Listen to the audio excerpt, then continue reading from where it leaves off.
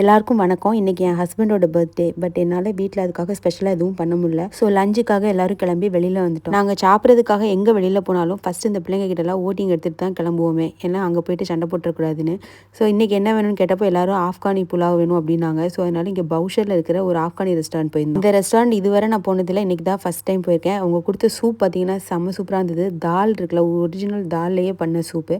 வெளியில் இருக்கிற மற்ற ஆஃப்கானி ரெஸ்டாரண்ட்டை விட இங்கே ப்ரைஸ் எல்லாம் ஒரு 200-300 பைசா எல்லாம் கூட தான் இருக்குது. ஆனால் நல்லா இருந்தது.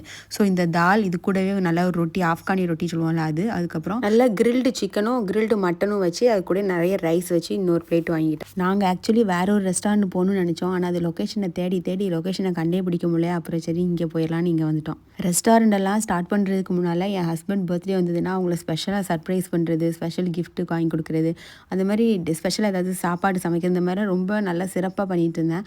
ஆனால் இந்த ரெஸ்டாரண்ட்லாம் ஆரம்பித்ததுக்கப்புறம் என்னன்னு தெரில, எனக்கு அந்தளவுக்கு முந்தி மாதிரிலாம் என்னால் எதுவுமே பண்ண முடியல.